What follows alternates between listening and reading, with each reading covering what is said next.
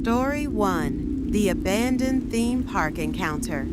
I live in Branson, Missouri, and not far from my house is an abandoned theme park called Celebration City.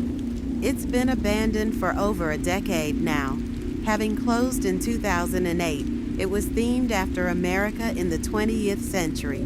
It was opened in the afternoon into the evening, with each operating day closing out with a laser and fireworks display. The park featured many rides, shows, and attractions, and its operating season ran from May until mid-September. I had been there several times with my family as a kid, and when it closed down, we were all definitely saddened to hear they tore down most, if not all, of the roller coasters before closing, but even still to this day, most of the buildings still stand, and it's a little known fact that it's kind of a very cool place to explore. Now, Loki, my friend, who I'll call Calvin, was very on board with my idea of going to check it out. I asked him because he's a family friend, and our families had been to the park together. In the past, we drove over and parked in the Steak and Shake parking lot across the street, since the parking lot to the theme park had obviously been closed off for a very long time. It was around 7 p.m. The sun was setting. We didn't want to go in broad daylight in fear of getting caught or running into other people. We brought a couple heavy-duty flashlights for when it would get dark. In the meantime, we could see just fine. At first, we jogged across the street when no one was looking, as we didn't want to be obvious about trespassing in the park when no cars were coming. We cut into the grass and into the trees surrounding the property of the park. It was surprisingly easy to sneak into the park. In fact, it didn't even really feel like we were sneaking in at all. Not that I'm encouraging anyone to trespass. Seeing all the old buildings and attractions I remembered from when I was a kid still standing in this now cold and empty setting was so eerie. It's like a part of my childhood was deados. Nothing was for sure, though. We were the only people in this place. No other sounds but the crickets. We couldn't even hear the traffic from outside. As we walked around, we realized so much was left behind. It was clear that people had been here since it closed because of writings and occasional graffiti on the wall. But lots of props and such were still in place or behind the glass. And some of the buildings had broken glass, though indicating people had broken in and explored some of them. As it got darker, we decided to crawl in through one of these windows to one of the buildings. Once inside, we realized it was the diner, once called Last Chance Diner. It was dark inside and admittedly creepy. The front door was closed, locked, and covered. There were oddly planks of wood and I guess other random debris and objects laying all around the dining space. The best I could describe it, it seemed like it was being used for storage. Like things from outside were brought into there. Calvin was checking out the other side of the place. I yelled to him, "I'm checking out the bathroom." Then I proceeded to one of the bathrooms. There was a different smell in here. Not possible to explain, but there were 3 stalls in here. And as soon as I got in there was a sound from one of them, like something really small being dropped to the floor. I said, "Hello?" I had my flashlight on in this pitch black room. All 3 stall doors were closed, but something made a noise in there. I held the bathroom door open with my foot, then got on my knees and aimed the flashlight below one of the stalls, and I saw a pair of shoes and legs. I gasped and jumped, then looked under the other 2 stalls, and there was the same thing. There were 3 pairs of shoes and legs visible under the stall doors, and one of them began to move as if they were getting down on their knees to look under the stall door. But I didn't stick around long enough to see their face. I was already out of the bathroom yelling for Calvin to leave. I climbed back out through the window, and he followed me, not asking questions till we were out and away from that building. I told him about the 3 people in the stalls. He made a joke that they were taking But I knew that meant he didn't entirely believe me. I told him one of them was about to look under the stall when I tried to explain the bizarre sight better to him. His expression changed to a more freaked out look. We clearly weren't alone there, and if those were just 3 friendly people, also they're exploring but just using the bathroom. I feel like they would have said something as I came in, or definitely after I said hello in there. By the time we were out of the park and back to the car, it was pretty much pitch black out. We haven't returned there since I don't have an explanation for what I saw. It was scary and weird and definitely switched the mood of what was otherwise a fun day. Story 2. The Backdoor Intruder. I'm a 30-year-old woman living alone in a mid to lower income area.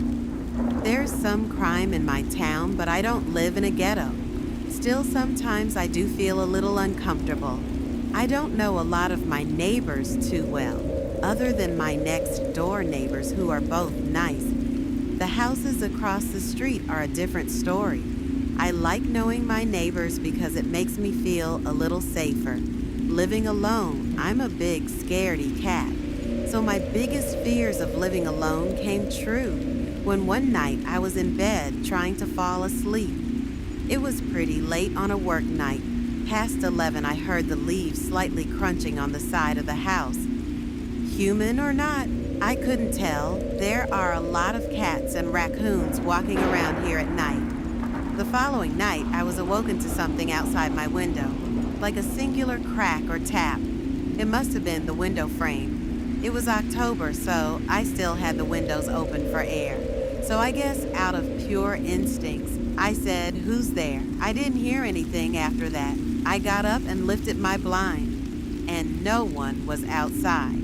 2 nights in a row of this, I was starting to think I was getting paranoid over the smallest things like regular house noises. So I tried to fall back asleep, but that same night I woke up again, this time to some scratching or scraping sound from the backyard.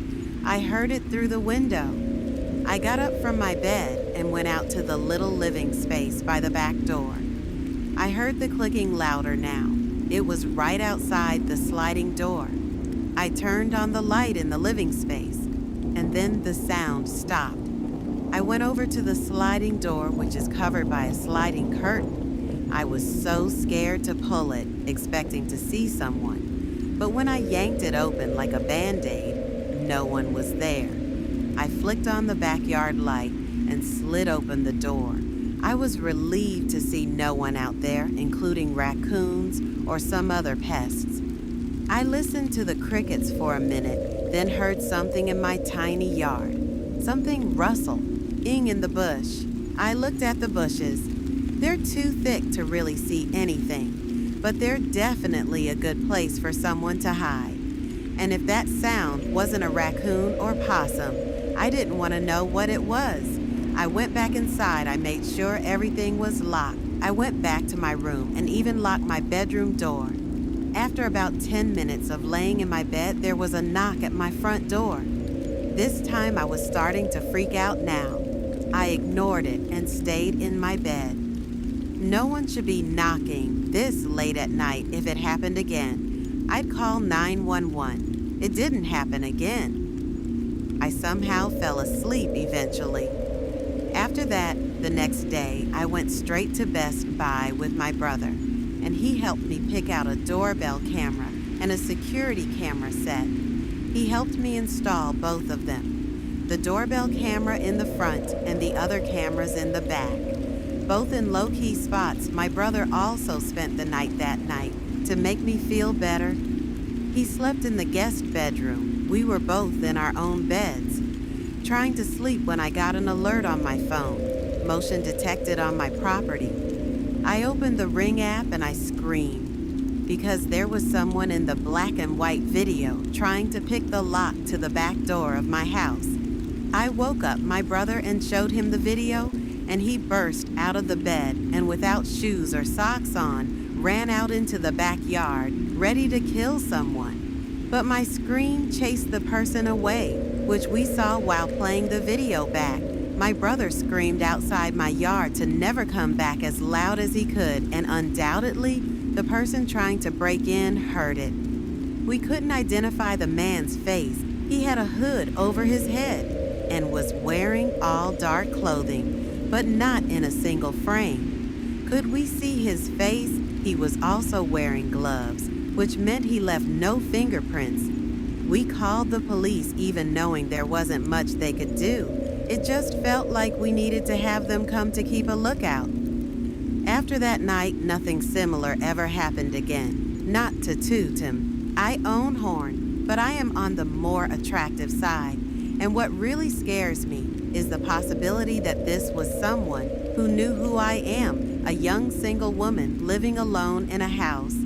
It makes me wonder if it's possible that this was someone who lives on my street. One of my neighbors, I guess I'll never know. Story 3, The Stranger in the Crawl Space Source Text.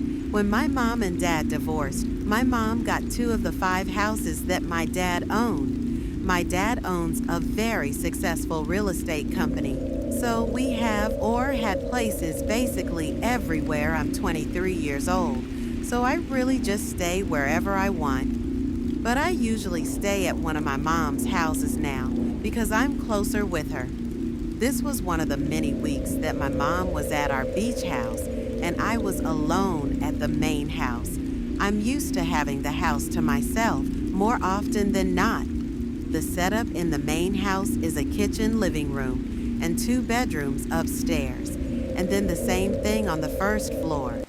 And then a basement. My bedroom is in the upstairs. I mainly use the kitchen and living room up there too, while my mom uses the downstairs for herself. It's a nice setup. The house has 3 entrances, a front, back, and a side entrance. The side entrance leads out to where all the garbage cans and such are. I usually go out that door when taking out the trash anyway. The story really begins when I started noticing a lot of my clothes were missing. I called my mom anytime this happened if she wasn't home and asked if she'd moved anything out of my clothing baskets. Usually she'd say no since we live in separate floors of the house. But even this couple of weeks that I was home alone an extended period of time, I was noticing some of my favorite shirts were missing. My room is usually pretty messy, admittedly, but even after digging through everything, I couldn't find a bunch of specific pieces of clothing. It made no sense. I even resorted to checking my car and the downstairs in my mom's room. Nothing. I came up with the idea that maybe one of my friends or multiple friends took my clothes for whatever reason, or more realistically, that they'd eventually just come up on their own, and I just left it at that. When I'm alone, I sleep with the door cracked open, just so I could hear if God forbid someone were trying to break in. I was watching a movie on my laptop when my bedroom door suddenly shut. It didn't slam, but it didn't exactly close softly either. I had the ceiling fan on and both windows, so I thought maybe it was a draft. It does sometimes happen, but then I heard something from outside my bedroom down in the hall. My reaction isn't exactly what most people would do. While home alone, I got out of bed and ran to the door and opened it. The hallway light was off. I turned it on, then walked towards the living room, and there was no one sitting on the couch or anything nightmarish like that. I wasn't satisfied yet, though. I went downstairs to my mom's floor and looked around in her room's kitchen and living room, but then I noticed the basement door ajar. The light switch for the basement is right atop the stairs. It's a string you pull down. I went down into the basement, the relatively unused basement. There's just a couch, TV, a few workout machines, and a small room with a punching bag down there. There's also 4 doors that lead to closets and a smaller door you have to crouch down into to get into this little crawl space type closet. Neither my mom nor I really go down there at all. I cut through my peripheral vision. The little door to the crawl space closet moved just a little bit. My heart literally dropped, but I approached it just a little bit. I stopped and now felt like my heart just completely stopped as well when an arm came out from the darkness of the little closet and pulled the door ever so lightly shut. I quietly but quickly went back up the stairs, wanting to run and be out of this house. I called 911 first thing and reported that there was a stranger in my house. Thank God I was quiet about leaving the basement and didn't give away the fact that I saw the police showed up with their lights on, but not their sirens. All 4 of them came down to the basement with me, and they ordered the person in the closet out the door slowly open, and there was a bald 50-something-year-old man with a nose too small for his squished-looking face. He had his hands up, and he was wearing one of my shirts.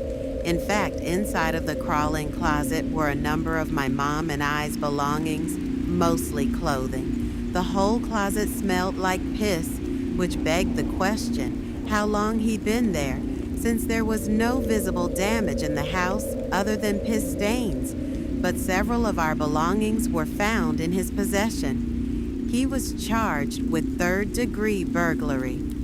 Somehow, that's it. My mom and I obviously didn't want any of the clothes that gross creep wore back. I blame myself for most likely leaving the side door unlocked one night after taking out the trash. I learned my lesson: lock the doors. The idea that someone could be in your house, even living in it at any moment because of an unlocked door, should not be